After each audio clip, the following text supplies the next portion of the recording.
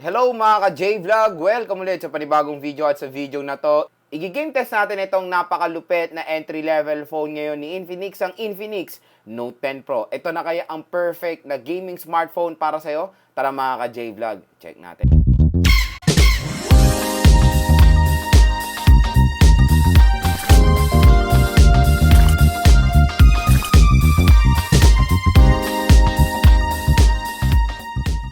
So, bago tayo mag-start, ito pala yung specifications ni Infinix Note 10 Pro. Sa OS out of the box, meron siyang Android 11 with XOS 7.6. Sa chipset, meron siyang MediaTek Helio G90T.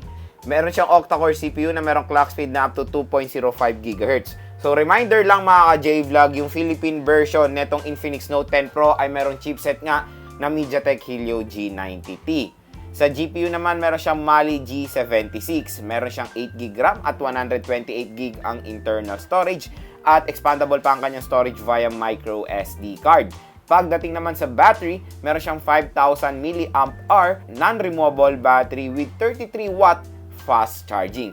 At ang official price niya dito sa Philippines is 9,990 pesos or almost 10,000 pesos. So, 8 games ang ating itetest. Rules of Survival, NBA 2K20, Asphalt 9, LOL Wild Rift, Mobile Legends, PUBG Mobile, Genshin Impact, at Call of Duty Mobile.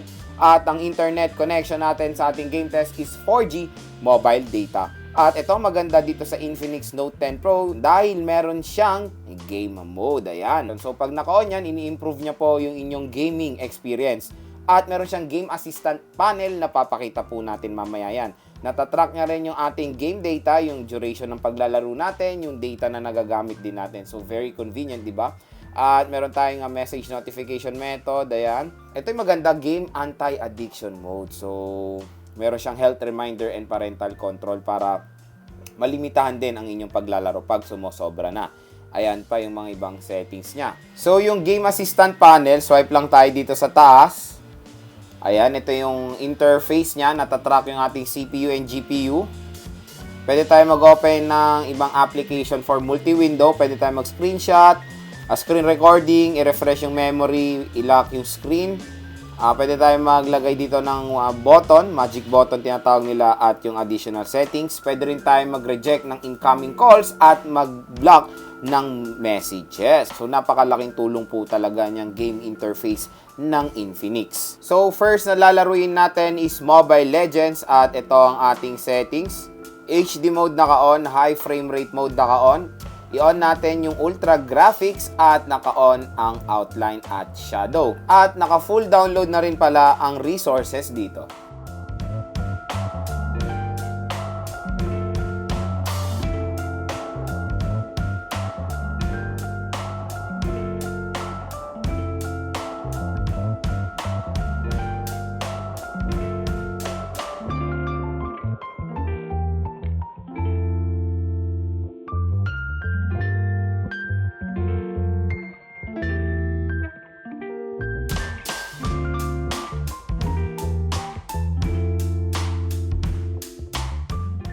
So, pagdating sa Mobile Legends, napaka-smooth po ng performance dyan ni Infinix Note 10 Pro sa Ultra Graphics. Sobrang natuwa ko sa performance sa mga ka-J-Vlog, napaka-smooth. And so far, wala akong na-experience sa any frame drops at lag habang naglalaro. Kaya paniguradong may enjoy nyo maglaro ng ML dito. So, next naman is Rules of Survival. Set natin yung settings niya. Ayan, graphics excellent. Tapos, FPS natin nasa Ultra.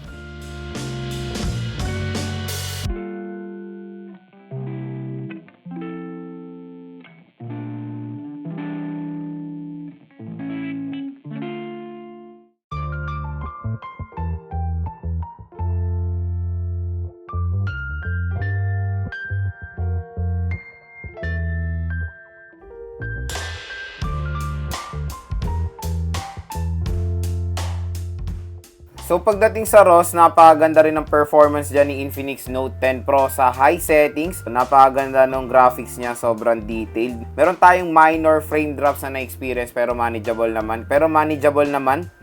And yung movement ng player ay okay din. Ayan, no, smooth naman siya. So, sa ganitong settings mga ka-J-Vlog, panigurado makakalaro kayo ng mabuti ng ROS dito. So, next naman is PUBG Mobile. Set natin yung settings niya. So, pinakamataas na kaya niya is HD, hindi pa available ang HDR. at ang frame rate natin nasa high.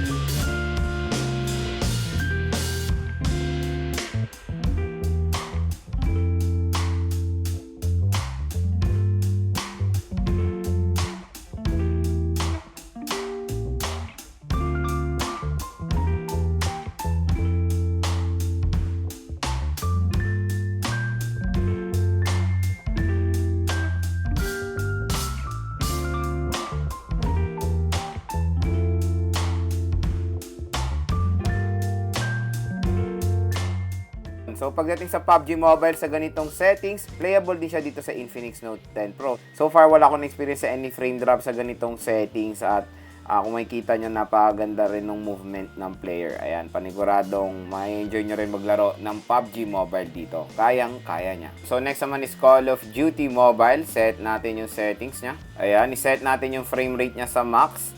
Pero pag sinet natin yung graphic quality niya sa very high, bumababa rin yung frame rate sa very high. So, ang gagawin natin, frame rate max at ang graphic quality natin nasa high.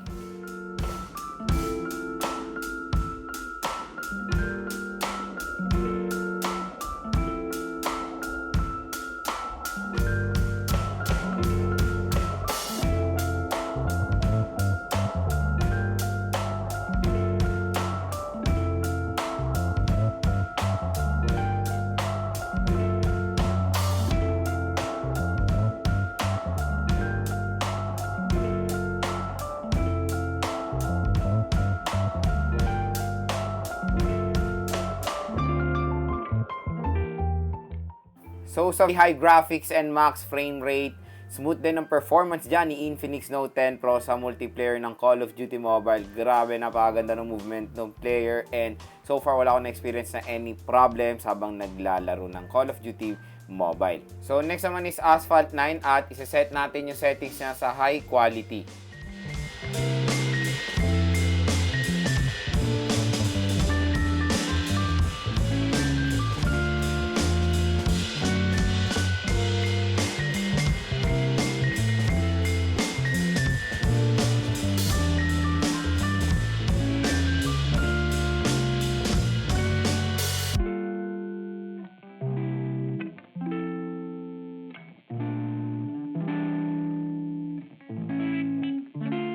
So, pagdating sa Asphalt 9, napakaganda rin ng performance dyan ni Infinix Note 10 Pro sa high quality settings. Naka-experience lang ako ng minor frame drops pag nagka-clash siya doon sa kotse, pero hindi naman siya ganun ka-big deal mga ka-J-Vlog dahil after nun, nagiging smooth naman ulit yung performance niya. So, maganda rin maglaro ng Asphalt 9 dito sa smartphone na to. Kayang-kaya niya rin. So, next naman is NBA 2K20. Set natin yung settings siya sa pinakamataas. Yung high at ultra high. Okay, ayan. So, nakaset na siya sa high settings.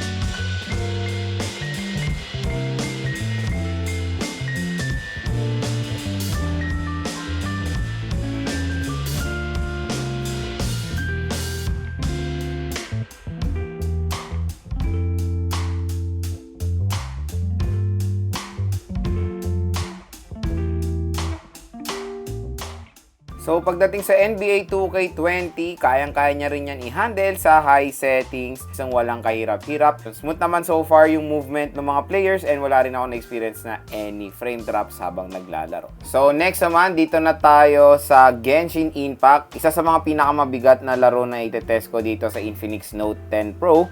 Okay, ngayon, isa-set muna natin yung settings niya sa pinakamataas. Tignan natin kung gaano niya ba yan kayang i-handle. So, graphics highest, FPS 60, at naka-high ang motion blur. So, bigyan natin ng warm up dito sa motion blur. Ayan. So, kung makikita nyo yan, slow movement tayo sa motion blur. Pero nakakalakad naman. Ayan. Frame drops. Parating frame drop. Okay. Nakakalaban pero slow movement and frame drop tayo dito sa settings na to. Ayan.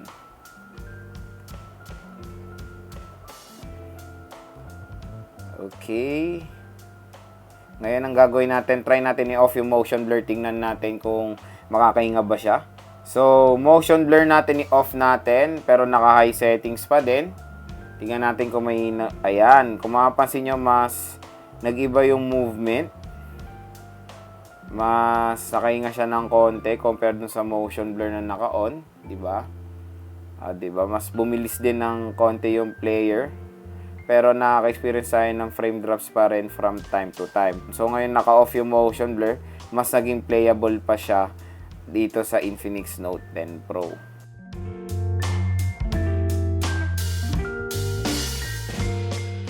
Ayan, mayroon tayong frame drop.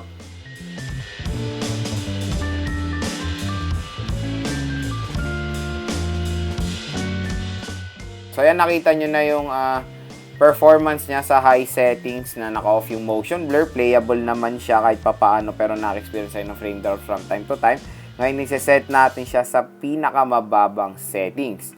Tingnan natin kung ano ba ang performance sa dyan. So, graphics natin lowest, 30 FPS at naka-off ang motion blur. Okay, pinakamababang settings to. So, ayan. Kung mapapansin nyo talaga yung pinagbago sa graphics. Medyo pixelated tayo dito sa ganitong setting sa low. Pero kung makikita nyo naman, di ba, mas umokay yung movement ng player. Mas naging playable pa siya, kumbaga. Kaya kung hindi naman kayo ganun kaarte sa graphics, ayan, iset nyo siya sa low, mas okay yung kanyang performance. Pero overall, mga ka-J-Vlog, playable po ang Genshin Impact dito sa Infinix Note 10 Pro. Mapa-high settings or low settings. So, next naman is LOL Wild Rift. Set natin yung settings niya. Yan, custom. 60 FPS. Graphic quality natin, ultra. At ang resolution natin, nasa high.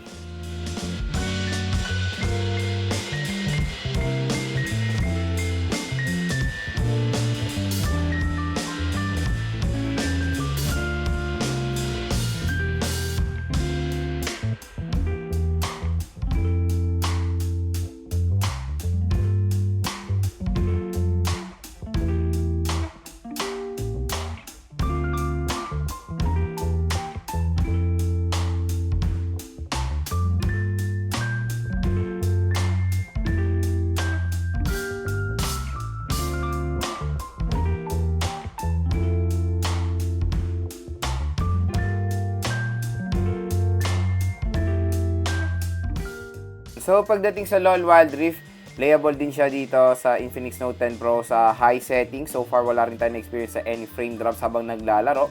At ayan, na-achieve niya naman yung 60 FPS dito sa LOL Wild Rift. So, okay rin yung movement ng player. And wala rin tayo na-experience na any lag so far. So, yun, ma-enjoy nyo rin maglaro ng LOL Wild Rift dito sa smartphone na to. So, ayan mga ka-J-Vlog, nakita nyo na ang gaming performance ni Infinix Note 10 Pro. Kung mapapansin nyo naman, diba, solid ang gaming performance nitong smartphone na to sa kanyang price segment. At salamat yan sa kanyang powerful chipset na MediaTek Helio G90T. Ang nakakatuwa dito sa smartphone na to, ganito lang yung kanyang presyo, below 10,000 pesos. Pero meron na po siyang 8GB RAM at 128GB ang kanyang internal storage. So, yung ganyang RAM na 8GB, bihira lang po natin makikita yan sa kanyang price segment. Usually, yung 8GB RAM nakikita natin yan karamihan sa mid-range smartphone. So, yan din yung isang main advantage ni Infinix Note 10 Pro sa mga ibang smartphone na kapresyo niya, yung kanyang RAM at powerful chipset. Kaya kung naghahanap po kayo ng isang smartphone na solid ang gaming performance, napakaganda pong i-recommend nitong si Infinix Note 10 Pro sa inyo. So, totoo nga yung sinabi ni Infinix na itong smartphone na to ay isang game changer, lalo na sa entry-level segment. Kung i-rate ko naman ang kanyang gaming performance, 1 ang lowest, 10 ang highest, ang score ko dito nasa 9.5. Ang pinaka na-enjoy ko dito sa Infinix Note 10 Pro habang naglalaro is yung kanyang large display. Biruin yun, almost 7 inches itong smartphone na to, napakalaki at perfect yan for gaming yung ganyang form factor. Mas malawak po yung space nyo habang naglalaro, lalo na sa Call of Duty Mobile. Kaya para sa akin, ang must buy rin itong si Infinix Note 10 Pro kung naghanap kayo ng isang gaming smartphone at magagamit nyo ng pamatagalan. At kung interesado po kayo dito sa Infinix Note 10 Pro, ayan po, ilalagay ko po yung link sa description.